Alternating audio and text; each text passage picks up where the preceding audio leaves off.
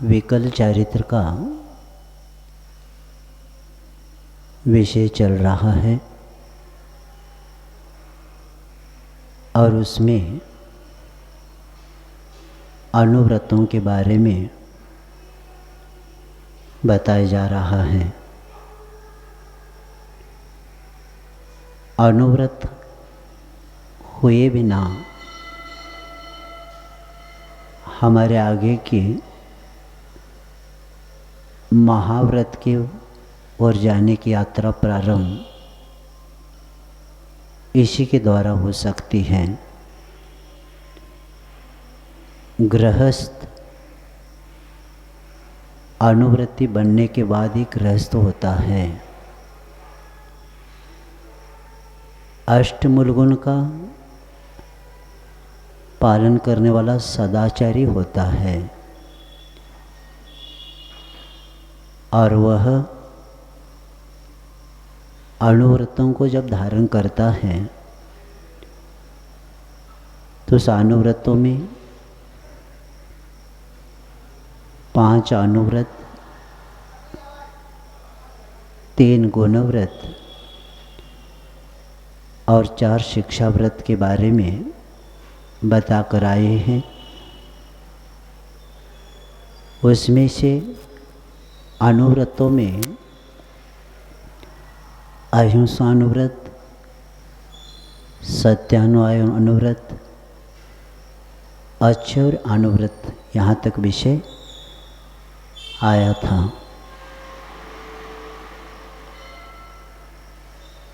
आचार्य अनुव्रत का पालन करने वाला व्यक्ति अपने जो भी व्यवहार करता है उसको बताया है कि किसी के रखे हुए पड़े हुए अथवा बिल्कुल किसी ने भूल गए हैं आदि वस्तु को न स्वयं लेना चाहिए न दूसरों को देना चाहिए। इसका विषय बता कर आए हैं क्योंकि संसार में जितने भी पाप कर्म होते हैं उन सब में चोरी करना सबसे बड़ा पाप है।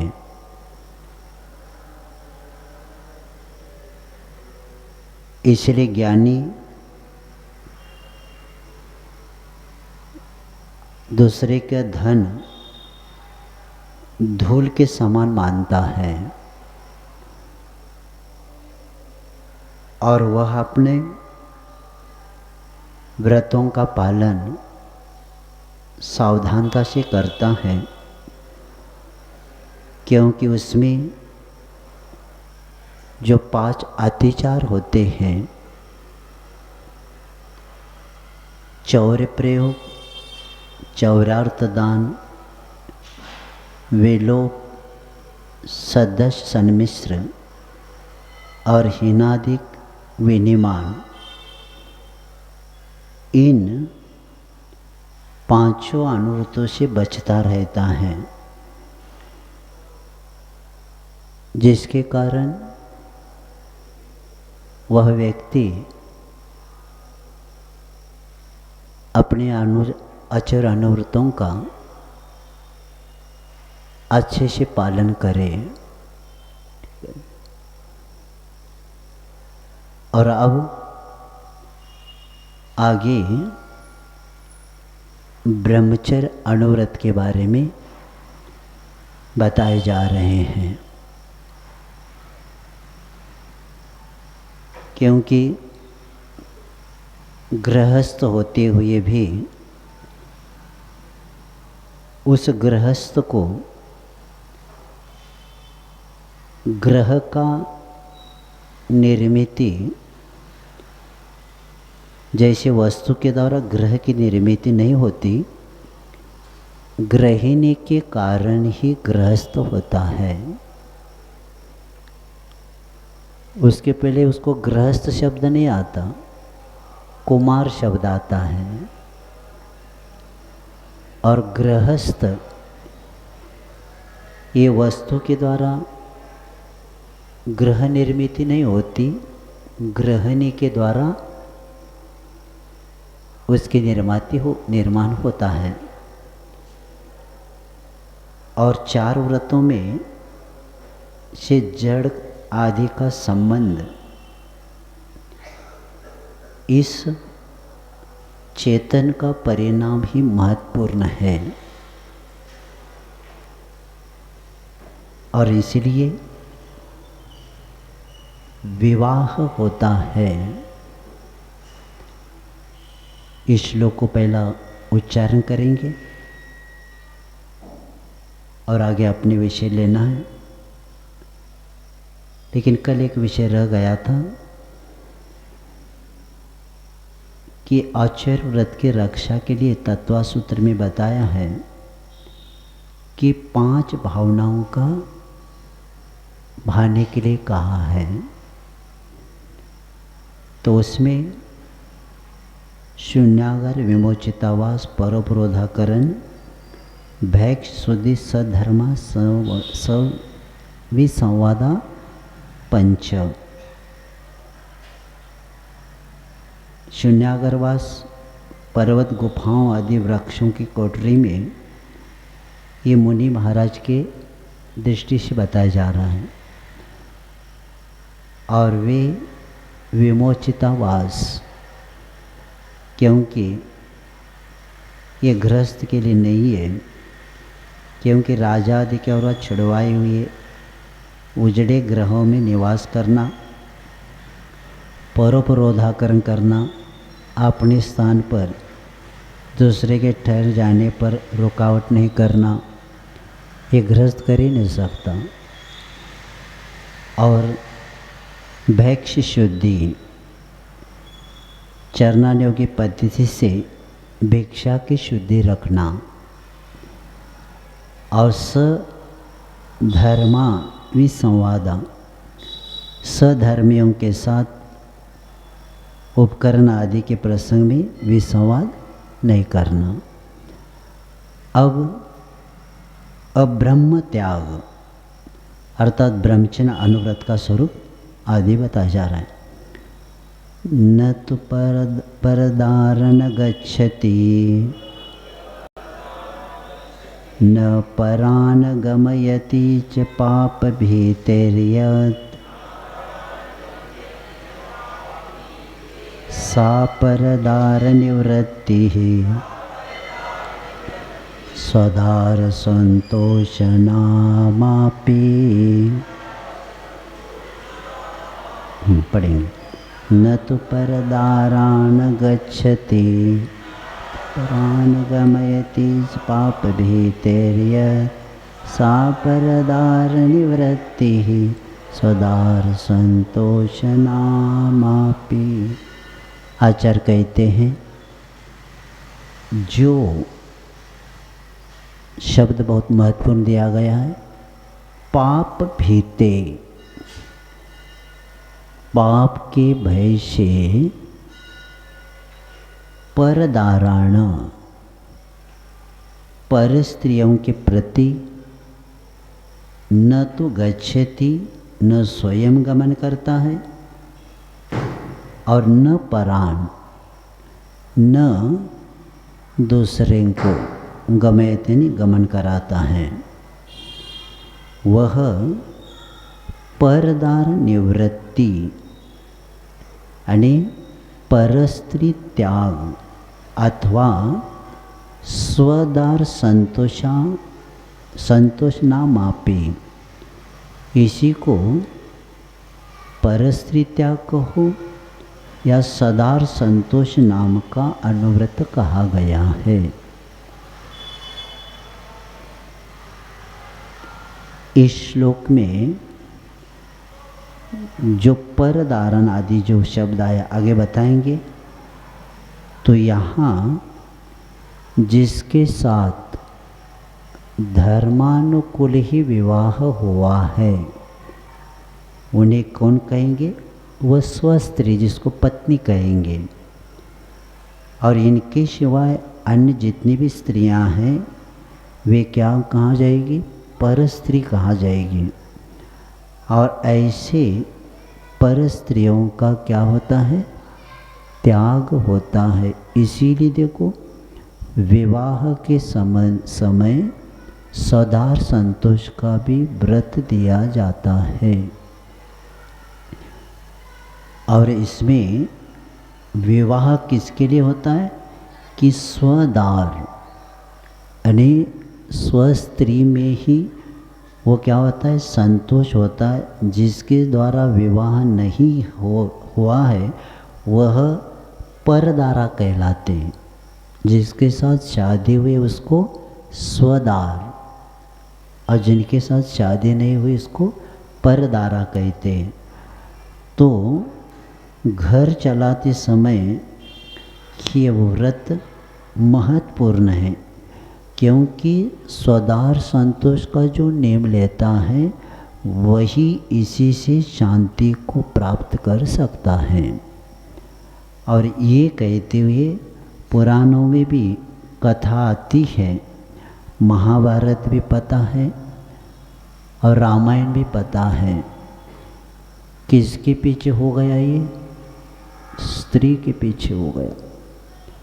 रामायण भी स्त्री के पीछे हुआ और महाभारत भी स्त्री के पीछे हुआ। इसीलिए इस व्रत को पालना, और हम पढ़ते हैं आदि पुराण आदि में कि सौदार संतोष का जिन्होंने नेम लिया उन लोगों के जीवन का कितना विकास हुआ। जय कुमार है आदि, सुदर्शन सेठ है, जिनका क्या नाम था, सौदार संतोष का नियम था। तो इस व्रत की महिमा हमें पाप रूपी उस गहन समुद्र में डुबाने से बचाता है। कौन सा व्रत, स्वदार संतोष का व्रत लेने से उससे वो बचता है। और ये व्रत लेने वाला जो समाज होता है उसके समाज की व्यवस्था सुरक्षित रह सकती। जिस समाज में सौदार संतोष का व्रत लेते हैं उस समाज, वहाँ के समाज की सामाजिक व्यवस्था बिगड़ती नहीं, क्योंकि पहले ही वो शादी के समय ही इसको बताया है। और इसका उल्लंघन हो जाता है वो पशु जैसा बन जाता है। और इस बात को बताते हुए यहाँ आचार्य कहते हैं कि इस स्वच्छंदता से बचने के लिए ये व्रत लेना, और शादी के समय आपको पता है क्या नहीं पता नहीं हमें, कि जब वे प्रदक्षिणा लगाते हैं, शादी के समय प्रदक्षिणा लगाते हैं, उस समय सप्तपदी एक अत्यंत महत्वपूर्ण इस धार्मिक अनुष्ठान का एक अंग है। इसी के कारण ही आगे का कार्य होता है, क्योंकि 7 प्रदक्षिणा लगाते समय वर और कन्या को प्रत्येक एक फेरी में क्रमशः 7 परम स्थानों का स्मरण अपने जीवन में उपलब्धि के लिए निमित्त करना चाहिए। और सप्तपदी की विधि में जब अग्नि की प्रदक्षिणा करते रहते, अग्नि का करते ना, तो उस समय विवाह का एक अनिवार्य तत्व है। और जैनों की यहाँ विवाहिक मान्यता के अनुसार अग्नि आत्मा का एक पवित्रता का प्रतीक है। अग्नि में ही परिक्रमा क्यों किया जाता है शादी के समय, तो ये अग्नि प्रदक्षिणा विवाह का अनिवार्य तत्व है और इसी के कारण अग्नि आत्मा की पवित्रता का प्रतीक है मानी गई है और उससे निकलने वाली शिखा जो अग्नि है वह जीवन ज्योति का संकेत करता है। अग्नि जो जल रही है वो किसका प्रतीक है? जीवन ज्योति का।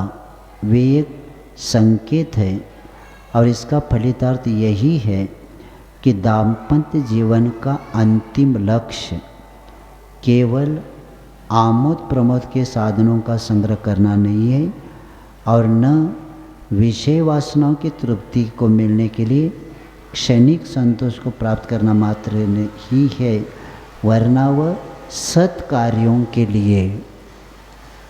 विवाह मौज मज़ा के लिए नहीं है, तो इसका लक्ष्य यही है कि सत्कार्यों के ईंधन से उन्हें उत्तरोत्तर जलाते रहते हैं और निरंतर आत्मा को शुद्ध करना एवं अंत में अग्नि के पास हम हमारा जीवन जीते हुए आगे की जो उसमें बार बार अग्नि ईंधन डाला जा रहा है, घी आदि जो भी, तो उसके मतलब ये है ये जलाते जा रहे हैं।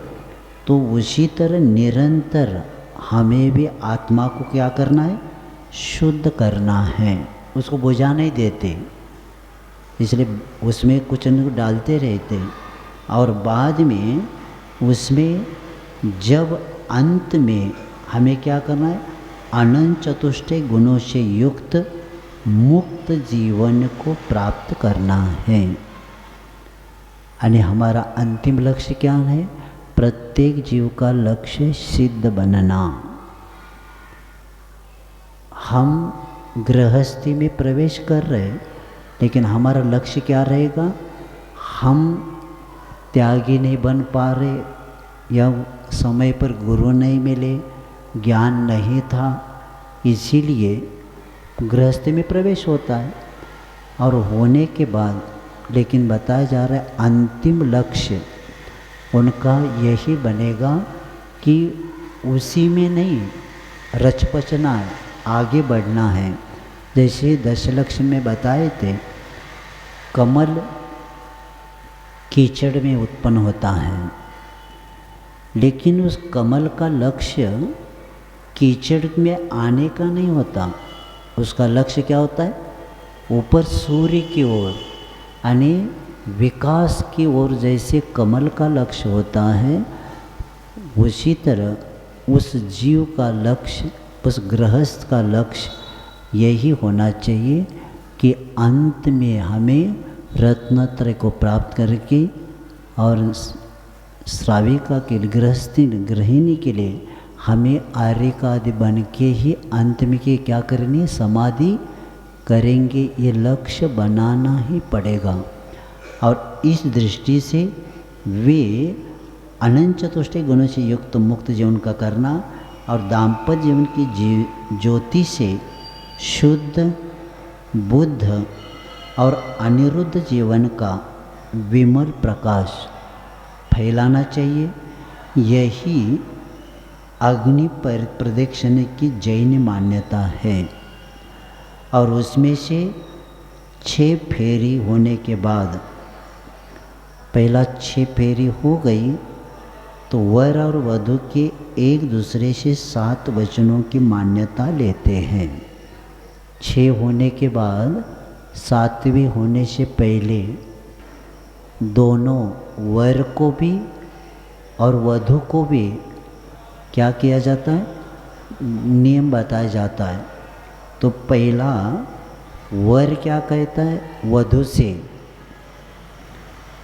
कि मम गुरु तथा कुटुंबी जनानाम यथा योग्य विनय शुश्रूषा करनिया। बहुत अच्छे विषय है, क्योंकि बहुत लोगों को ये पता नहीं, तो हमने सोचा ये बताना ज़रूरी है, क्योंकि अभी इतना जीवन फास्ट चल रहा है, शादी भी विवाह भी इतना फास्ट होता जा रहा है, एक दूसरे को ये बताने के लिए किसी को न पूजन शादी करवाने वालों को न करके लेने वालों को ये विषय ही नहीं है अभी। अगर ये बताया है, ये अगर हो जाए ना तो उन दोनों का जीवन इतना उज्जवल बनेगा। जो अनुव्रत आगे जा के लेना है उसकी भूमिका सप्तपदी में बनाया है। गृहस्थ अनुव्रति बनने की भूमिका कहाँ से शुरू हो गई? सप्तपदी से हो गई। तो वो क्या कहता है कि मेरे गुरुजन और परिजनों की यथा योग्य विनय सेवा करना पड़ेगा। वर कह रहा है वधू को। दूसरा, मम आज्ञा न विलोपनीया, मेरे आज्ञा का पालन आपको करना ही पड़ेगा। तीसरा, कठोर निष्ठुर वाक्यम न वक्तव्यम, कठोर और अप्रिय वचन नहीं बोलना। चौथा, मम हितो सतपात्रादि जनाना ग्रहागमे सति आहारादि दाने कलुषित मनो न कार्यम। यानी ग्रह में आए हुए सतपात्रादि को आहार आदि देते समय मन कलुषित नहीं करना। और चौथा, पांचवा, अभिभावकस्य आज्ञा बिना परग्रहे न गंतव्यम, यानी मेरी आज्ञा के बिना, मेरे और बड़ों के, घर के जो बड़े लोग हैं, अनुमति बिना दूसरों के घर नहीं जाना। और छठवा, बहुजन संकीर्ण, बहुत ही शब्द देखो, छठवा इतना अच्छा बताया है। बहुजन संकीर्ण स्थाने कुत्सित धर्म तथा व्यसन सक्त जनानां गृहे न गंतव्यम, जहाँ बहुत भीड़ है रहेगी उस स्थान पर नहीं जाना। और कुत्सित आचरण करने वाले और व्यसनासक्त लोगों के घर नहीं जाना। जिस परिवार में व्यसनी लोग हैं, जिस परिवार में कुत्सित आचरण करने वाले लोग हैं, ऐसे और जहाँ बहुत भीड़ रहती है ऐसे स्थान पर आप नहीं जा सकते। क्या लिखा है? यही तो सब गड़बड़ी के स्थान है। और सातवां, गुप्त वार्ता न रक्षणीया तथा मम गुप्त वार्ता अन्यग्रे न कथनीया, मेरे से कौन सी भी गुप्त बातें छुपा के नहीं रखना और मेरी गुप्त बातें दूसरी किसी को भी नहीं बताना। ये वर वधू से कहता है 7 बातें। अब वधू वर से कहती है, परस्त्री भी क्रीड़ा न कार्या। अब 7 बातें सुन लिया उन्होंने, अब वो कहते हमारे भी सुनो।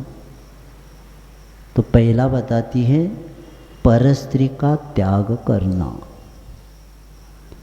सप्तपदी में ही इसका अर्थ हुआ सदार संतोष का, यही व्रत हो गया आपका।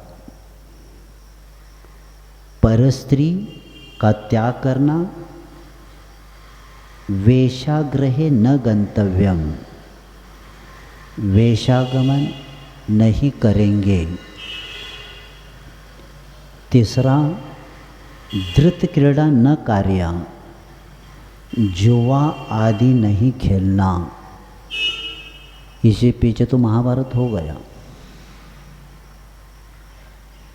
और चौथा, सदुद्योगात द्रव्योपार्जनेन अशन वस्त्राभरणे रक्षणीया। न्याय से कमाया हुआ धन से ही मेरे भोजन वस्त्र आभरण से रक्षा करना। यही आ जाता है अच्छौर्य अनुव्रत के बारे में, पहले से तैयारी। न्याय से क्या करना, कमाना, और उससे उसी धन से मेरे क्या करना, भोजन वस्त्र आभरणों से रक्षा करना। पांचवा, धर्म स्थाने न वर्जनीया, जिन मंदिर तीर्थ यात्रादि धर्म स्थानों को जाने के लिए मना नहीं करना। और छठवा, गुप्त वार्ता न रक्षणीय तथा मम गुप्त वार्ता अन्याग्रे न कथनीया। यानी मेरे से कौन सी भी बातें छुपा के नहीं रखना और मेरी गुप्त बातें दूसरों के सामने प्रकट नहीं करना। और सातवां यहाँ बताया जा रहा है, जीवन पर्यंतम निरापराध न तजनीय तथा अनुचित कठोर दंड न दातव्य। जीवन पर्यंत निरापराध होते हुए न मुझे छोड़ सकते और अनुचित कठोर दंड न दातव्य। उचित कुछ गड़बड़ हुआ तो हमें बता सकते, लेकिन अनुचित जो कठोर दंड न दातव्य, कठोर दंड हमें नहीं देना। तो इस तरह ये बात बता के जैन दर्शन में सप्तपदी का महत्व बहुत है, लेकिन भौतिकता का इतना प्रभाव है कि एक दूसरे को बताने के लिए भी, जानने के लिए भी कोई तैयार नहीं है। इसीलिए इसका भी समाज में ज्ञान हमारे इंजीनियर, हमारे इंग्लिश मीडियम वालों को किसको पता है। कितने लोगों ने शादी किया है, लेकिन सप्तपदी का कोई न इनका उनको नियम है न उनको इसको पता है, चल रहा है। और इसीलिए ही सब अनर्थ होने जा रहा है, क्योंकि इतनी भयानक स्थिति है। विवाह का लक्ष्य भी पता नहीं, विवाह किस लिए किया जाता है। विवाह का लक्ष्य शास्त्रों में बताया है कि धर्म संतति के लिए विवाह होता है।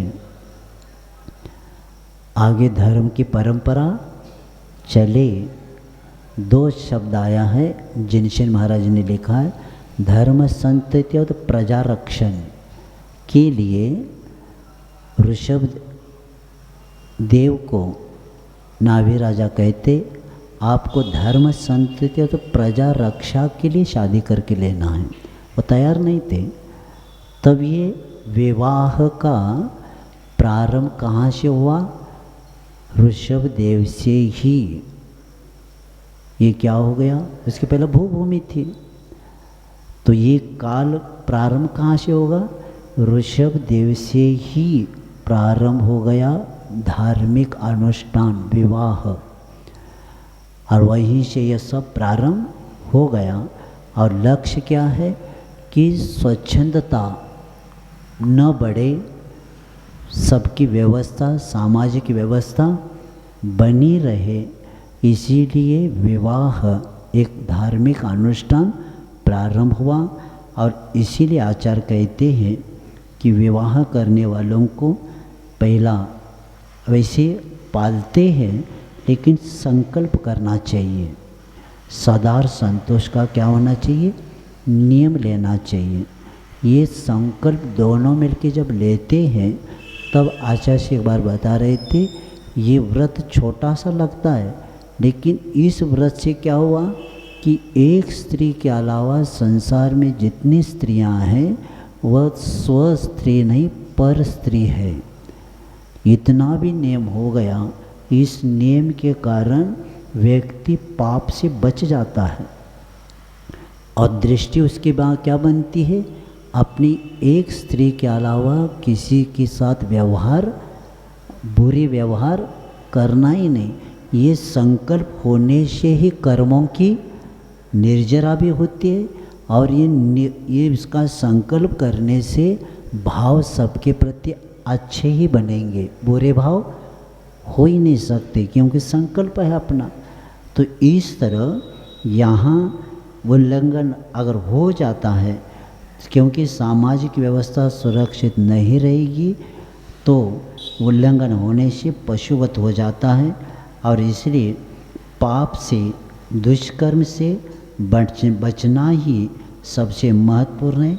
और दुष्कर्म से बचने के लिए पहला ये नियम होता है, और इसमें प्रतिकार होता है। इसमें सुख नहीं, पहला लगता है कि ये शादी के द्वारा सुख मिलेगा, तो आचार्य कहते हैं इस प्रविचार जो शब्द आता है, तो ये सिर्फ प्रतिकार होता है, इसमें सुख नहीं मिलता।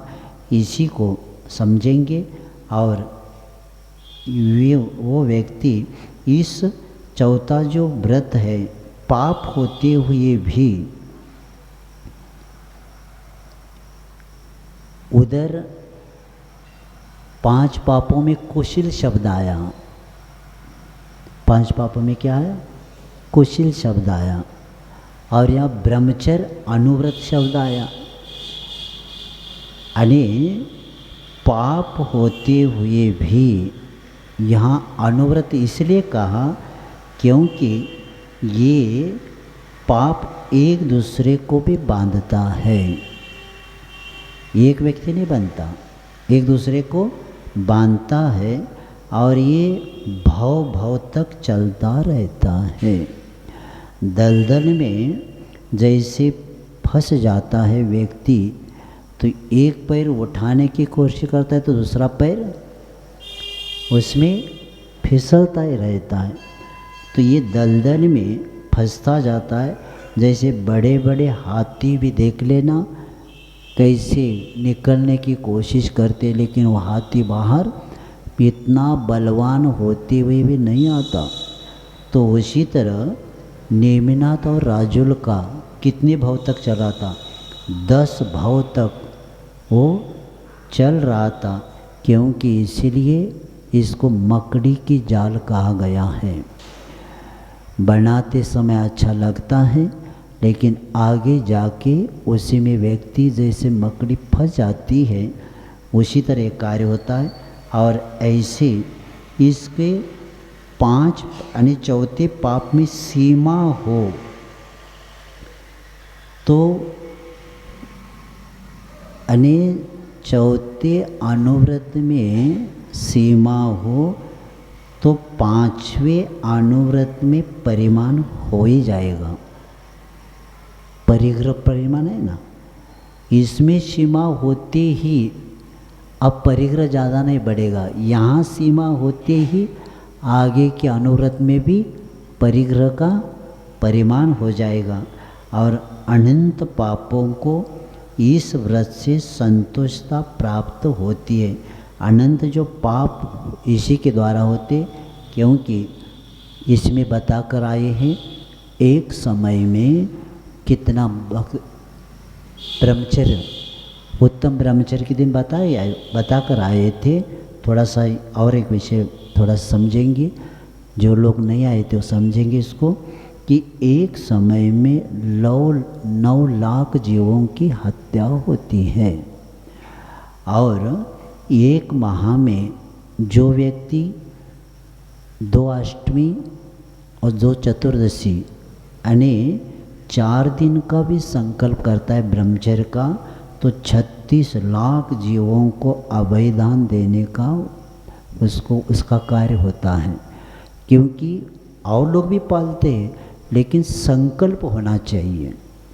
कई लोग और ब्रह्मचर्य पालते, 15 दिन का पालते, 26 दिन का पालते, कई लोग 28 दिन का पालते हैं, लेकिन ये बताया है संकल्प होना चाहिए। तो जितने दिन का संकल्प उतने दिन की हिंसा का क्या आपके पाप नहीं लग सकता। और इसीलिए ये सप्त धातु से सारभूत जो पदार्थ हैं, वीर और रज, इसकी उत्पत्ति के बारे में थोड़ा सा बताते हैं कि आज खाया हुआ भोजन उसका अंतिम रसों से रक्त आदि बनते बनते अंतिम जो वीर बनता है उसको 30 दिन 4 घंटे लगते हैं। आज का भोजन का वीर कब बनेगा? वीर और रज के बारे में बताया जा रहा है कि वे 30 दिन 4 घंटे के बाद आज का भोजन का बनेगा। ऐसे उसका क्रम से विकास होता जाता है। और 40 सेर भोजन से 1 शेर रक्त बनता है। 40 सेर भोजन से 1 शेर रक्त बनता है और 1 शेर रक्त से 2 तोला वीर्य बनता है। तो इस तरह यहाँ क्रम बताते, तो इसीलिए उसको हम जितना व्रत का पालन करेंगे उतने दोनों के स्वास्थ्य के लिए भी ठीक माना है। क्योंकि इस बाकी के पाप नहीं होते, लेकिन ये पाप महापाप में आता है। क्योंकि 9 लाख क्या होता है, इतने जीवों की हत्या होती है। इसीलिए संकल्प करते जाएंगे, क्योंकि आगे जाके वहाँ कहेंगे एक देश ब्रह्मचारी, गृहस्थ भी क्या है, एक देश ब्रह्मचारी। कुछ को पर्वों के दिनों में जो ब्रह्मचर्य पालते हैं वो भी क्या है, एक देश ब्रह्मचर्य। ऐसे आगे आया तो बताएंगे, प्रतिमा में आता है। तो इस तरह वे अपने व्रतों का पालन करके और इस पाप से बचने के लिए कहा है। और हम समय पर इसका ज्ञान करके लेंगे। और इसीलिए शील मंजूषा, संस्कार मंजूषा, ऐसे जो शास्त्र है उसको पढ़ना चाहिए। उसमें सब व्रत क्या होता है, इस व्रत में कहाँ कहाँ दोष लगते हैं और इस बचने के लिए हमें क्या क्या करना चाहिए।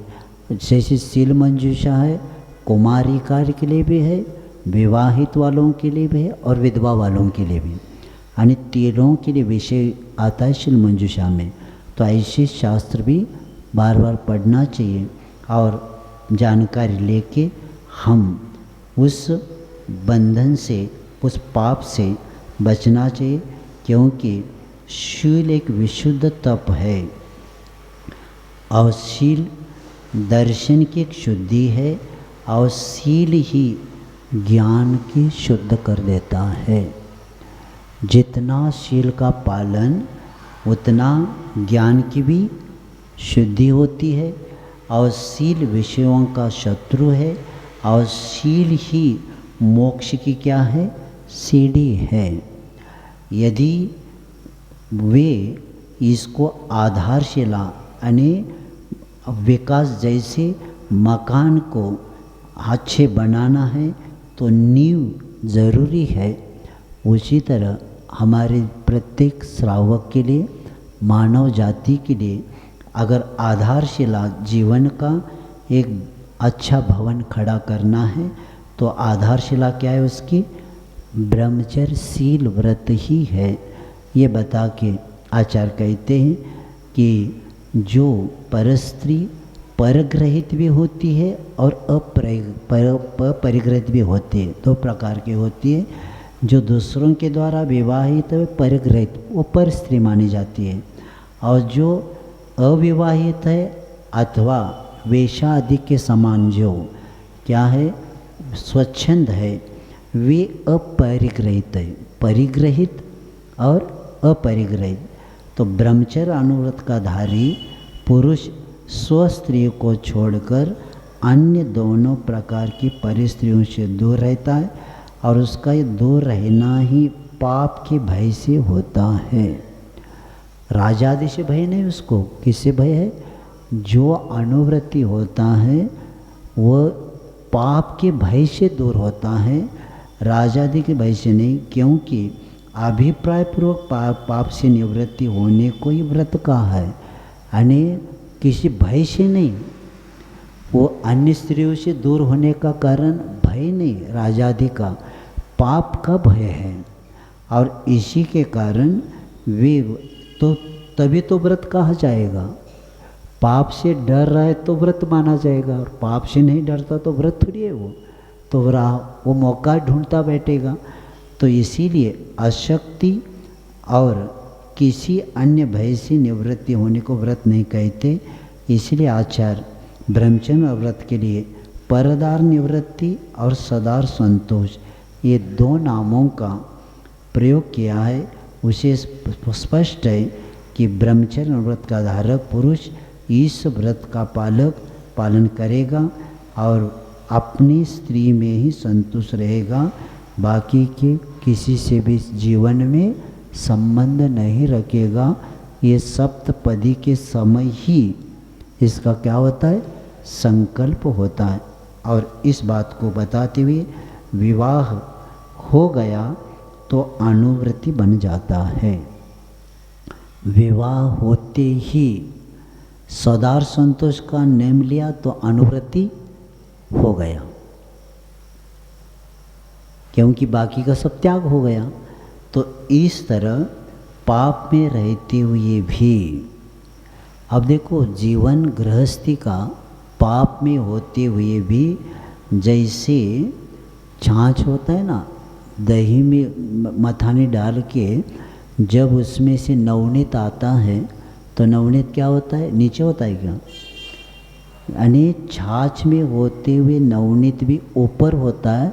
उसी तरह पाप में रहते भी ऊपर गृहस्थ रहता है, जिसका सदा संतोष का नियम होता है। और इसीलिए गृहस्थ संतोष महत्वपूर्ण है। और इसी के कारण जैसे श्रमण क्या करते? हाथ में आए हुए आहार में संतोष है, वैसे ही गृहस्थ को अपनी गृहस्थी में संतोषता को प्राप्त करना है।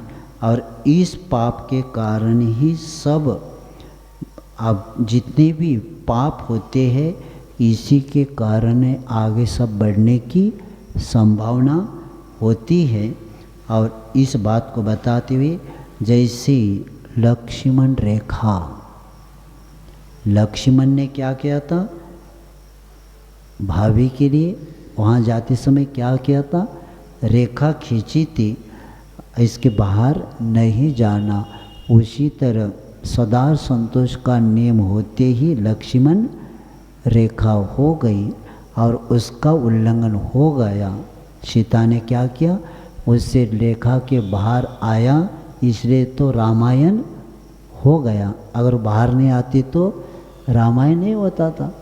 तो उसी तरह ये गृहस्थ के लिए सदार संतोष व्रत ये लक्ष्मण रेखा का काम करता है। और पाप से भयभीत होने वाला ही मर्यादा में रहता है और अनुशासित भी रह सकता है। और जो पाप से जिसको भय नहीं, जैसे सिर्फ दृष्टि रखने वाला रावण की क्या स्थिति हो गई? सीता के ऊपर सिर्फ दृष्टि रखा, पाप नहीं किया, लेकिन दृष्टि रखने वालों की ये स्थिति है तो बाकी वालों की क्या है? तो और इसीलिए माता पिता के संस्कार बच्चों पर पड़ते हैं। इसलिए बच्चों को अभी से संस्कारित इस बात क्या करना चाहिए, संस्कार देना चाहिए, और तब जाकर आगे कार्य होता है। और बच्चों को वहाँ बताकर आए संस्कार के प्रवचन में कि कन्नड़ में एक कहावत है, 100 वर्ष बुद्धि, 3 वर्ष बुद्धि 100 वर्ष तक।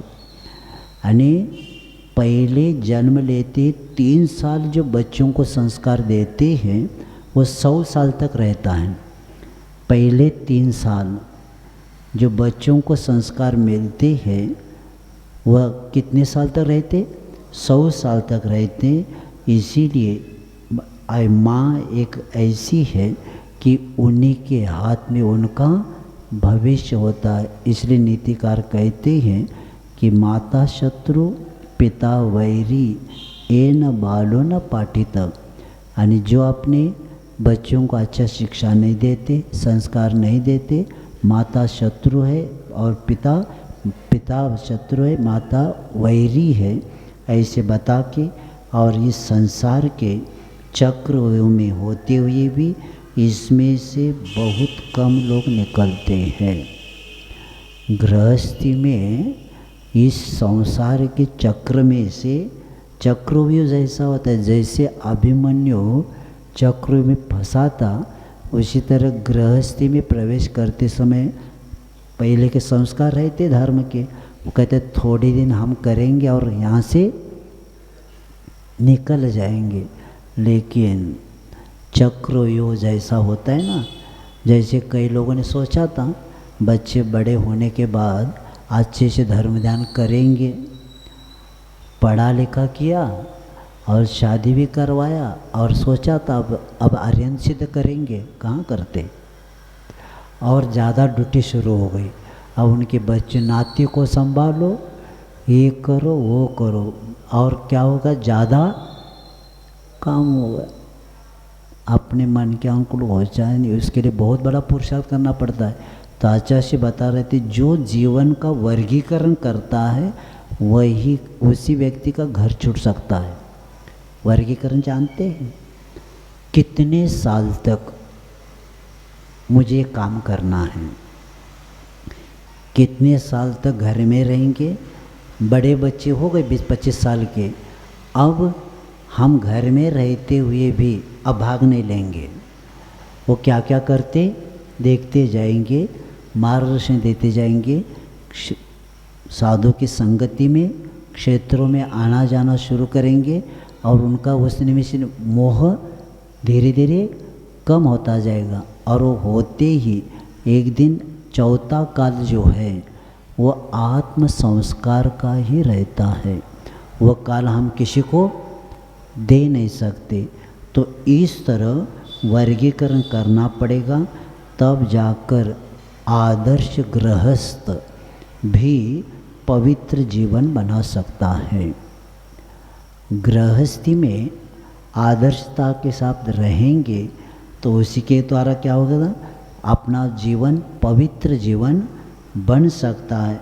और यहाँ आचार्य इस अनुव्रत में बताते कि व्रत पाप होते हुए, यानी पाप होते हुए व्रत होते हुए पाप है, जितना त्याग उतना धर्म, जितना त्याग उतना अपना धर्म है, और जिसका त्याग नहीं वह सब पाप में ही आता है। इसीलिए संकल्प करते जाएंगे, क्योंकि जो 33 में पास होता है उसको अनुव्रति कहते हैं।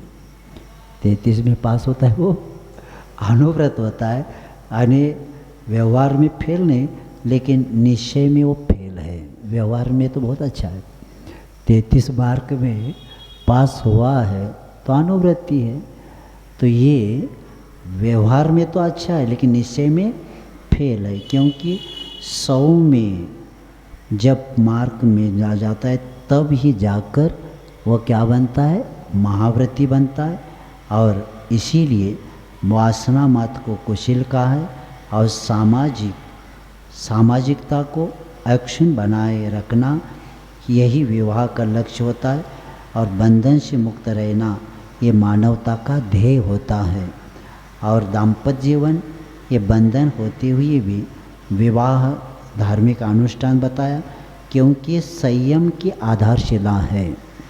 ब्रह्मचर्य के दिन बताया था कि विवाह वासना को निमंत्रण नहीं होता, वासना को नियंत्रण करने के लिए।